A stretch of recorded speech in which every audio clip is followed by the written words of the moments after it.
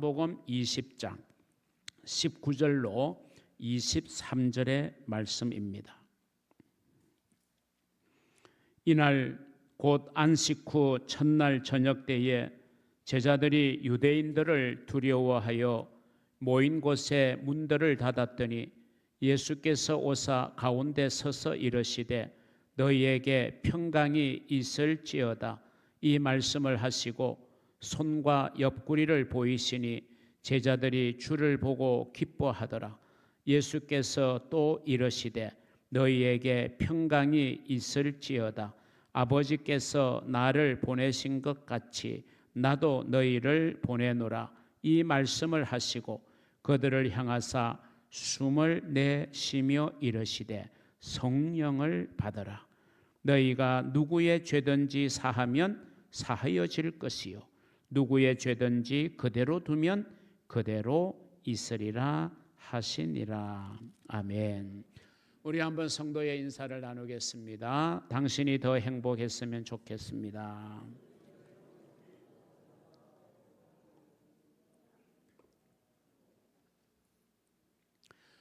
오늘 여러분과 함께 나눌 말씀은 부활하신 주님의 소원에 대하여 함께 말씀을 나누겠습니다. 우리 주님께서 부활하셨습니다. 그 부활하신 주님께서 제자들을 찾아가셨는데 그 제자들을 찾아가셔서 하신 말씀, 그 말씀의 내용들은 오늘 이 시대 부활신앙으로 살아가야 되는 저와 여러분에게 찾아오셔서 주시는 말씀이기도 하기 때문에 과연 부활하신 주님의 소원이 무엇인지를 오늘 본문을 통해서 함께 생각해 보려고 합니다.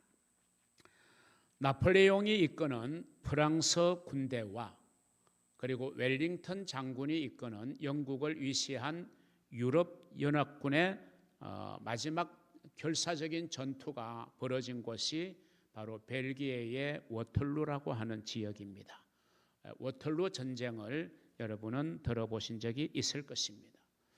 여기에서 이제 나폴레옹과 웰링턴이 최후의 운명을 좌우하는 전투가 벌어지게 되었습니다. 영국 본토에서는 이 워털루 전쟁에 지대한 관심을 가지고 전쟁의 결과에 관한 소식을 초조하게 기다렸습니다. 사정상 무선 전신이 아닌 배에서 보내는 불빛 신호로 멀리서 육안으로 식별할 도리밖에는 없었던 상황이었습니다. 그날따라 이 바닷가에는 안개가 자욱하여 눈을 부릅뜨고 신호를 기다렸습니다. 드디어 기다리던 신호가 배에서 오기를 시작하였습니다. 그런데 뜻밖에도 그 소식은 애타게 기다리던 승전보가 아닌 패배의 소식이었습니다. 웰링턴이 패했다라는 비참한 소식이었습니다.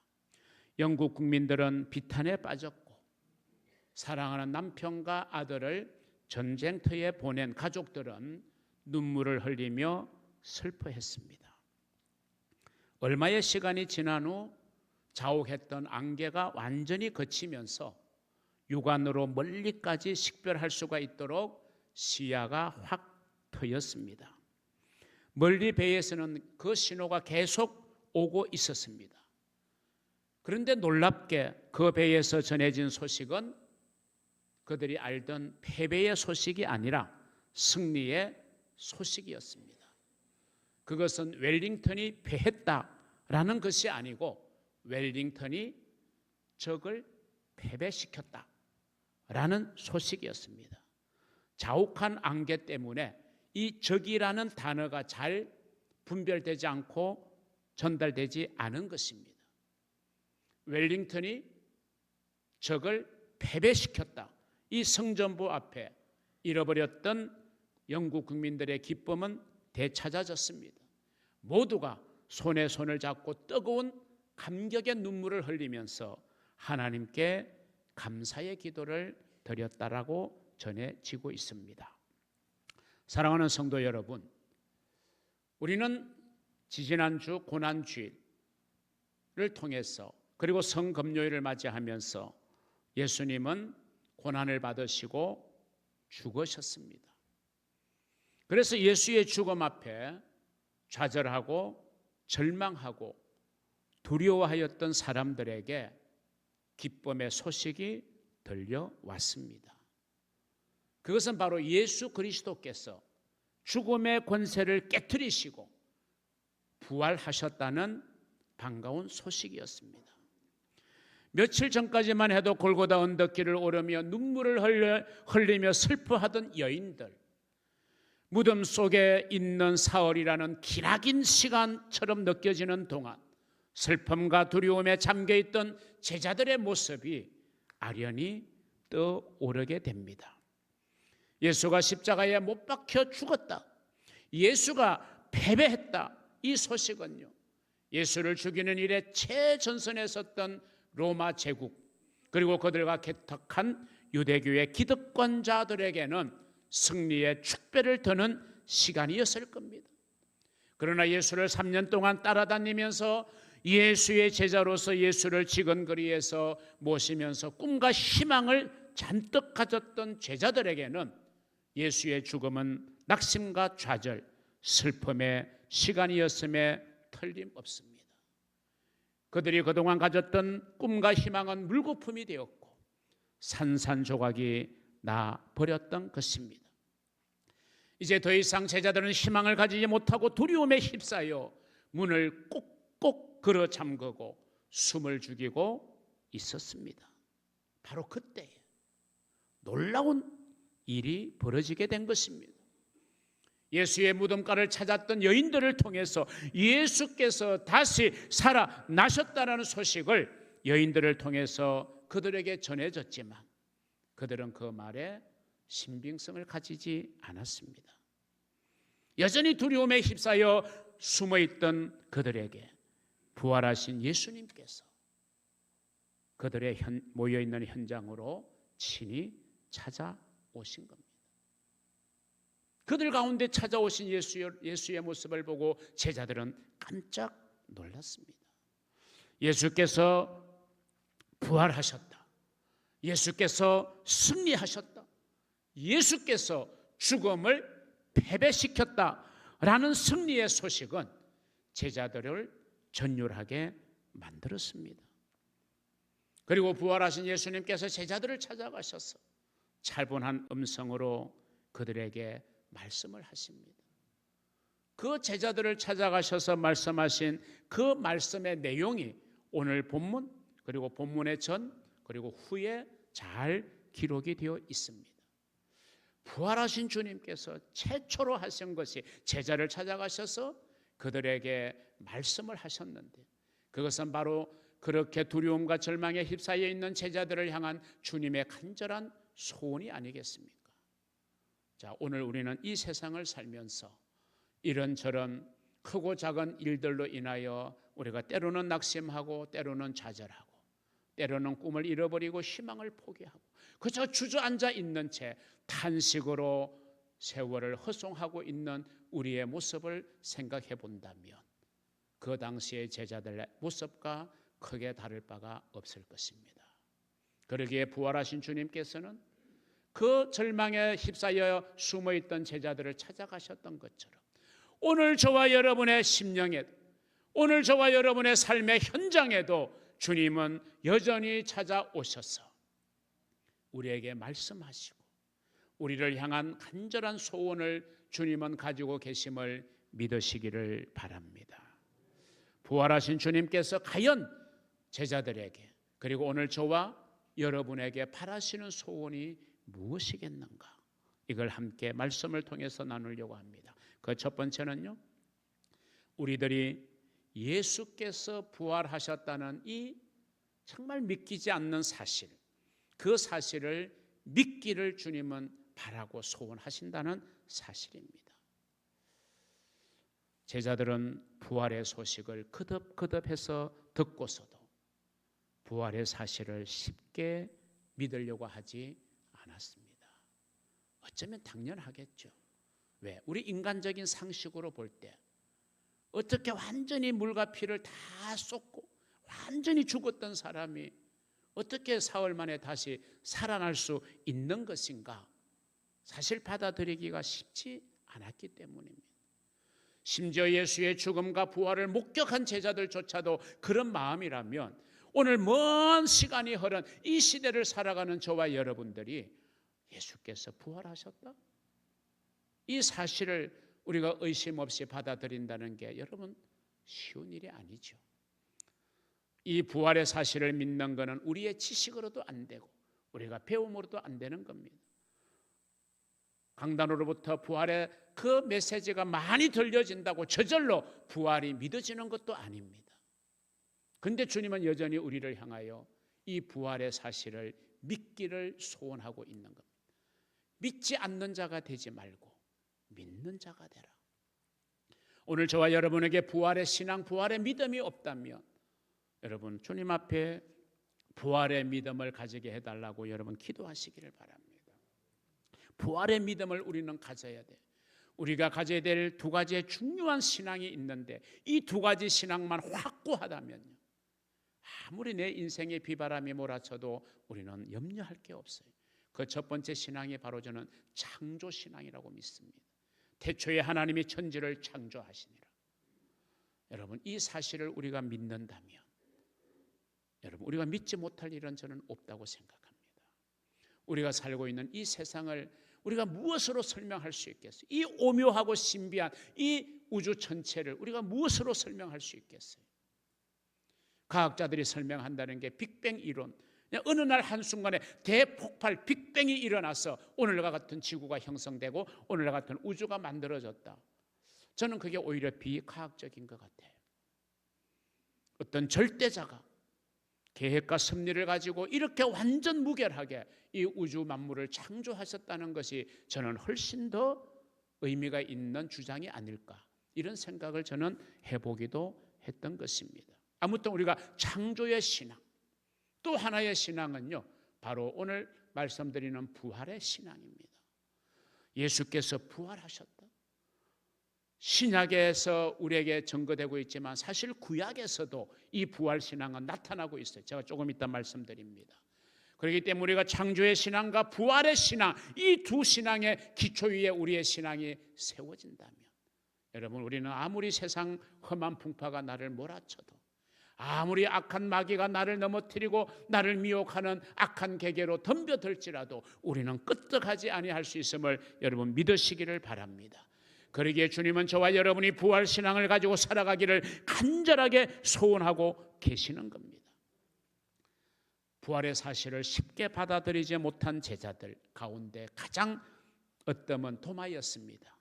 도마는 여전히 동료 제자들이 말함에도 불구하고 나는 믿지 못하겠다 이렇게 말하게 됩니다.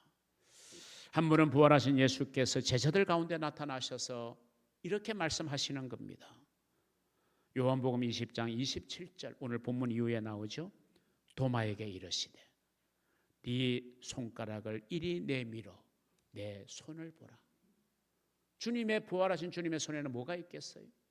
십자가에 매달릴 때 아주 큰 대못, 왜냐하면 못에 걸려 있어야 되니까 작은 못을 박지 않았어요. 큰 못을 예수의 손에 박았기 때문에 이 손에는 역력한 못자국의 흔적이 있는 겁니다. 내 손을 보라. 그리고 다시 내 손을 내밀어 내 옆구리에 넣어보라. 왜 옆구리에 넣어보라고 하셨을까요? 예수께서는 이미 물과 피를 다 쏟으셨는데 예수의 사형을 집행하던 로마 군병이 확인 사살을 하는 거 아닙니까? 굵은 창자루를 가지고 예수의 옆구리를 찔러버린 거 아닙니까? 그게 성경에 기록되어 있잖아요. 그러니까 이미 예수의 옆구리는 창에 찔린 창자국이 나 있는 거예요. 그래서 네 손을 내밀어 내 옆구리를 만져보라 이렇게 말합니다. 그러면서 그리하여 믿음 없는 자가 되지 말고 믿는 자가 되라 이렇게 주님이 말씀하시는 거예요. 그러니까 부활하신 주님께서 제자들과 오늘 저와 여러분들에게 주시는 간절한 메시지가 뭡니까? 믿는 자가 되라는 거예요. 뭘 믿어요? 주님이 부활하셨다는 이 부활의 사실을 믿는 자가 되기를 주님은 간절히 소원하고 있습니다. 왜 그렇습니까? 왜냐하면 믿음이 없는 자는요 산자를 죽은 자 가운데서 찾으려 하기 때문입니다. 그런데 우리 주님은 죽은 자 가운데 계시지 않거든요. 거기에서 주님을 만날 수가 없어요. 찾을 수가 없어요. 하나님은 어떤 하나님입니까? 죽은 자의 하나님이 아니라 산 자의 하나님이라고 성경은 분명히 말씀하고 있기 때문에 우리는 부활의 사실을 믿는 믿음이 요구되는 것입니다. 예수의 몸에 난 십자가의 흔적을 만져본 토마는 이렇게 결국 고백하게 됩니다. 그게 요한복음 20장 28절이잖아요. 이 도마의 고백은 저와 여러분의 고백이 되어야 할 것입니다. 같이 한번 읽습니다. 도마가 대답하여 이르되 나의 주님이시요 나의 하나님이시니이다.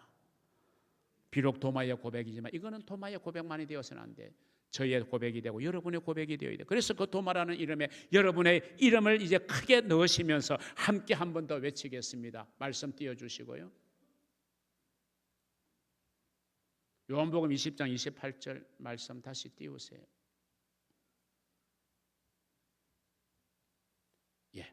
자, 여러분의 이름을 넣고 합니다. 시작. 유승동이가 대답하여 이르되 나의 주님이시요 나의 하나님이시니이다. 아멘. 이 고백이 여러분의 마음에서 우러러 나오는 진실한 고백이 될 수 있기를 우리 주님의 이름으로 축원합니다. 자, 부활하신 주님의 두 번째 소원입니다. 우리들이 부활의 능력 가운데 살기를 주님은 소원하고 계십니다. 부활의 능력 가운데 살기를. 우리가 조금 전에 예수님의 첫 번째 소원이 우리가 부활의 사실을 믿기를 원한다고 그랬잖아요.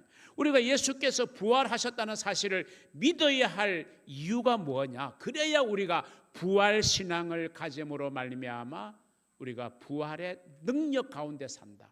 부활의 능력을 체험할 수 있다는 거예요. 그 부활의 능력이 우리에게 주는 놀라운 힘을 우리가 가짐으로 말미암아 우리는 이 세상에서 승리의 삶을 살아가게 되는 그 승리의 원동력, 이걸 우리는 부활의 능력 가운데 살게 되면 가지게 된다는 사실입니다. 여러분, 아브라함을 볼까요? 아브라함은 예수가 오시기, 이 땅에 인간의 몸으로 오시기 전에 살았던 믿음의 최초의 믿음의 조상으로 일컬어지는 믿음의 시작점이 되는 사람이 아브라함 아닙니까? 그러니까 아브라함이 살았던 시대와 예수의 부활이 역사적으로 일어났던 시대와는 수천 년의 시간적 흐름이 있잖아요. 그런데 이 아브라함에게 부활의 신앙이 있었음을 성경은 명확하게 증거하고 있습니다. 하루는요, 소중하게 백세에 얻은 아들 이삭이 12살 되었을 때 이삭, 아브라함아, 네 독자 이삭을 내게 번제로 드려라.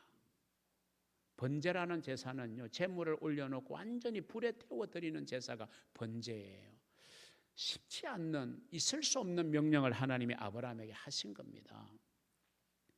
물론 그 결과적으로 보면 이삭을 바라는 게 아니잖아.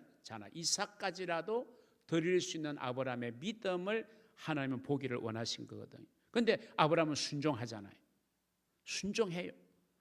그가 정말 소중한 아들을 번제로 드리기로 지시하는 하나님의 명령에 순종할 수 있었던 것을 히브리서는 이렇게 말하고 있어요. 히브리서 11장 19절에 보면 그가 하나님이 이삭을 다시 살리실 줄로 믿은지라. 여러분, 놀랍지 않습니까? 이 아브라함 시대에 이미 아브라함은 부활 신앙을 가지고 있었어요.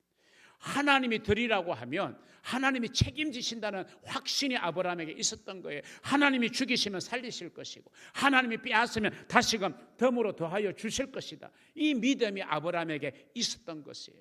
오늘 저와 여러분에게도 이런 믿음이 필요하지 않겠어요? 하나님이 내게 가져와. 그러면요, 아깝게 생각하면 못 드리잖아요. 근데 하나님 앞에 하나님이 가져오라니까 가져가요. 드려요. 그러면 하나님이 도로 갚아주시거나 2배, 3배, 4배 흔들어 넘치도록 주실 것을 우리가 믿는 믿음으로 드리는 게 그게 진짜 드림이지. 억지로 드리는 거, 마지못해 드리는 거, 체면 때문에 드리는 걸 하나님은 원하시는 분이 아니라는 사실을 여러분 기억하시기를 바랍니다. 초대교회 성도들이 만났던 핍박, 환난, 고난, 여러분 우리가 상상할 수 없어요. 우리 시대는 상상할 수 없는 고난과 핍박과 박해였습니다. 그런데 그걸 다 이겨내었잖아요. 초대교회 성도들이. 심지어 신앙을 지키려고 목숨까지 내어놓았잖아요. 순교에 그런 제물이 된 사람들이 너무 많았습니다. 왜 초대교회 성도들이 어리석어서 그랬습니까? 생명이 여러 개 되어서 하나 좀 버려도 괜찮았습니까? 아니죠. 그들에게는 부활신앙이 있었어요. 너희들이 나를 죽여도 주님이 나를 다시 살리실 것이다.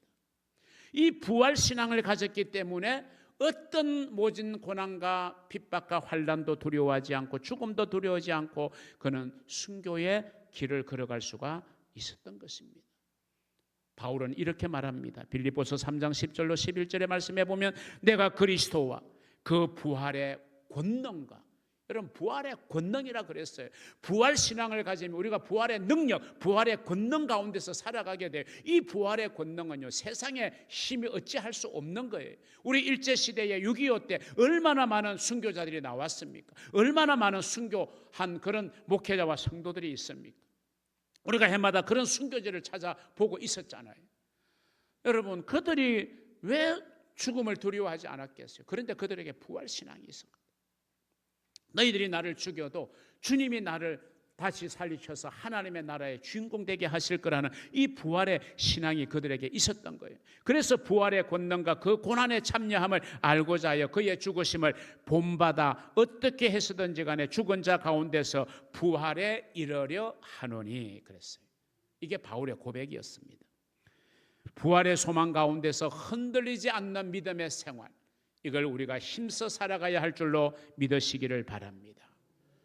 부활의 능력을 가져야 우리의 신앙이 승리하게 돼요.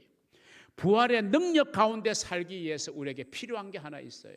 그걸 오늘 주님이 뭐라고 말하냐면 주님의 평강이 임하는 것이다, 이렇게 말하고 있습니다. 자, 그렇기 때문에 부활하신 예수님께서 제자들에게 찾아가셔서 하신 첫 번째 말씀이 뭐냐면요, 너희에게 평강이 있을지어다.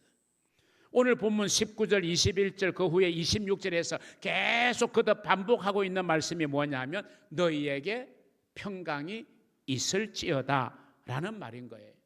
주님의 평안이 임해야 되는 겁니다. 그러면 우리가 부활의 믿음을 가지고 부활의 능력 가운데 살게 되는 것입니다. 여러분, 우리가 받아야 될 은혜 중에 최고의 은혜를 저는 평강의 은혜라고 믿습니다. 우리가 물질의 복 받는 거 필요하죠. 그런데 여러분, 평강의 은혜를 겸하여 받아야 이 물질의 복이 진짜 물질의 복이 되는 거예요. 물질의 복은 받았는데 평강의 복을 못 받으면요, 물질 때문에 부부가 이혼합니다. 물질 때문에 부모와 자식이 등을 돌려요. 법정 소송을 해요. 이 물질 때문에 형제간이 등을 돌리고 서로 보지 않아요. 여러분, 그런 일들이 우리 주변에 일어나잖아요. 아니, 저와 여러분에게도 얼마든지 일어날 수 있는 가능성이 있는 거잖아요. 그래서 중요한 거는 평안이 임해, 평강의 복이 우리에게 임하는 것이 중요하다 이거예요. 그래서 너희에게 평강이 있을지어다. 지금 제자들의 상황을 보면요, 정말 두려움에 있잖아요. 절망에 있잖아요. 낙심 속에 있잖아요. 너희에게 평강의 복이 임할지어다.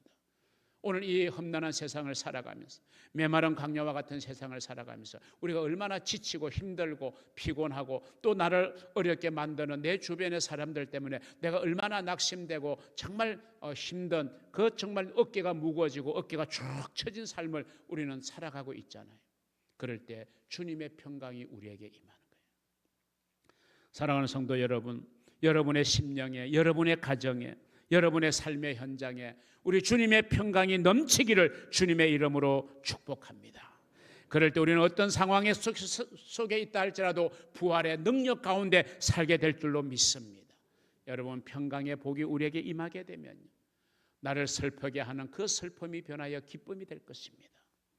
나를 두렵게 만드는 그 두려움이 이제 내게 담대함으로 다가오게 될 것입니다. 그리고 절망이 변하여 소망이 되는 놀라운 은혜를 우리는 누리게 될 줄로 믿습니다. 부활의 능력 가운데 거하시는 저와 여러분 될 수 있기를 바랍니다. 부활하신 주님의 우리를 향한 세 번째 소원이 있습니다. 부활의 복음을 우리가 전하기를 소원하고 계십니다.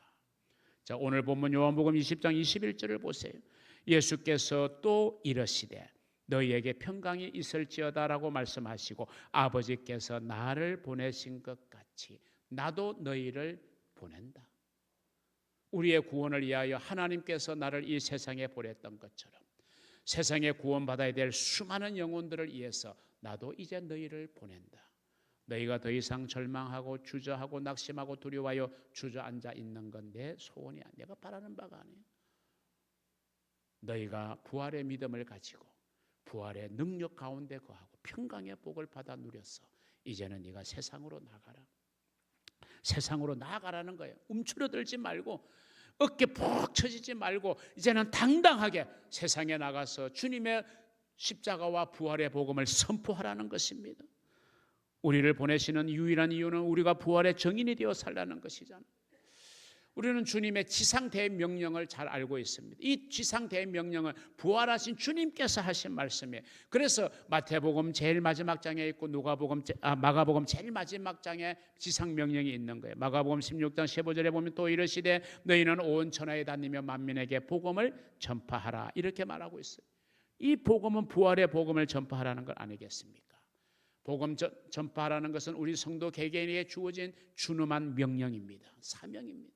그래서 우리가 연초가 되면 항상 전도 대상자를 작정하잖아요. 이걸 연중 행사, 연례 행사, 그칠의 행사로 생각하지 마세요. 여러분이 작정하여 이름을 내셨다면 1년 동안은 최소한 여러분이 그 영혼에 대한 책임감을 가지세요. 그 영혼을 위해서 기도하시고 정말 그 영혼에게 다가가시고 그 영혼과의 만남, 접촉을 여러분이 계획하시고 그분을 섬기시고 주님의 사랑으로 가보세요. 우리가 온라인 기도회 할 때 우리 전체가 기도할 때 꼭 마지막 세 번째 공통의 기도는 전도 대상자를 위한 기도를 지금 드리고 있잖아요. 이 복음을 전하라고 하는 이것은 주님의 핏값으로 세워진 주님의 몸된 교회가 반드시 지켜야 될 중대한 사명입니다. 우리가 119 차량이나 응급 앰뷸런스 차량은 죽어가는 생명을 살리기 위해서 최선을 다하는 거잖아요.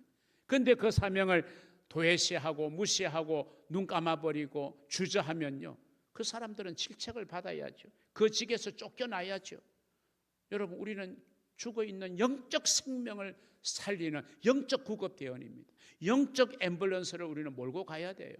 영적 의사가 되어야 됩니다. 그러기 위해서 우리는 주님 앞에 설 때 책망받지 않도록, 주님 앞에 책망받지 않도록 이 복음 전도의 사명을 작은아마 내 있는 삶의 현장에서 감당하고 살아가는 여러분이 되시기를 바라는 것, 이거 주님의 소원입니다. 이런 사명을 감당하기 위해서, 복음을 전파해야 되는 사명을 감당하기 위해서 주님은 우리에게 성령을 받아야 된다, 이렇게 말씀하시는 거예요. 그러게 예수님께서는 우리를 파송하시면서 이렇게 말씀하셨어요. 내가 너희를 보내노라 말씀하셨잖아요. 그 다음 22절, 이 말씀을 하시고, 다 묶어서 말하는 거죠. 부활신앙을 믿고 가지고 부활의 능력 가운데 살면서 내가 너희를 세상에 보낸다, 이 말씀을 다 하시고 그들을 향하사 숨을 내쉬며 이르시되, 뭐라고요? 성령을 받아라. 우리가 성령을 받아야 예수의 증인이 될 수가 있는 것입니다. 부활하신 예수님께서 성천하시는 현장에 모인 제자들에게, 성천하시기 바로 전에 제자들을 향하여 이렇게 말씀을 하시잖아요.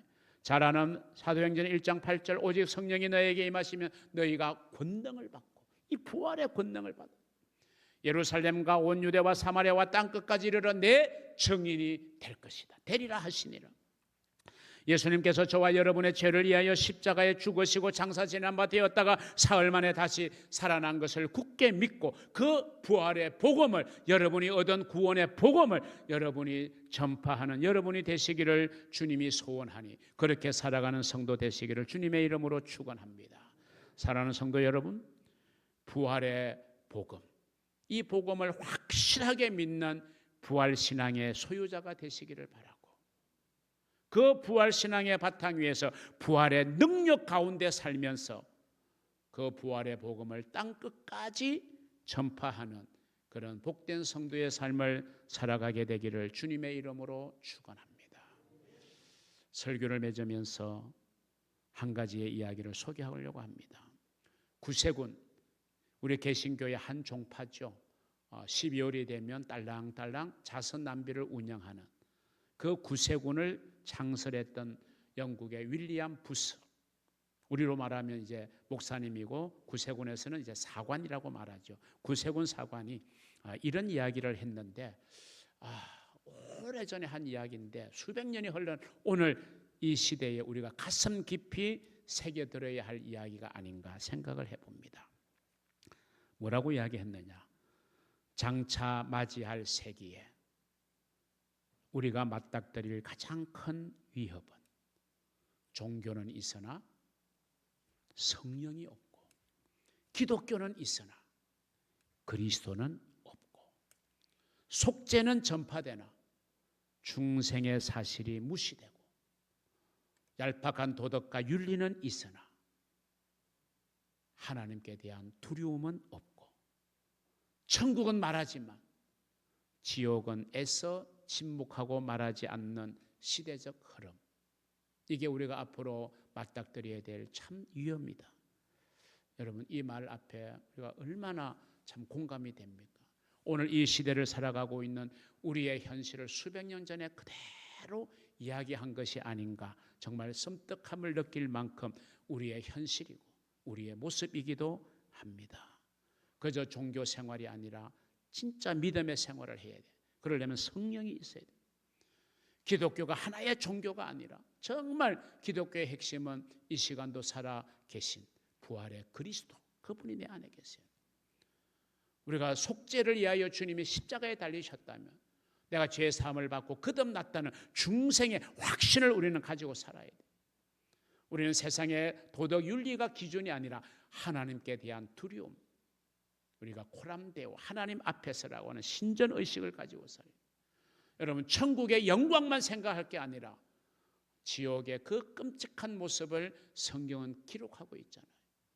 이걸 생각할 때 여러분, 오늘 우리가 맞이한 현실은 얼마나 위험한지 한번 생각해 보면서 다시 한번 저와 여러분의 신앙을 가다듬는 그런 은혜가 있기를 우리 주님의 이름으로 축복합니다. 기도하겠습니다. 하나님 아버지, 감사합니다. 오늘도 우리에게 주님이 부활하셔서 주신 주님의 말씀, 우리를 향한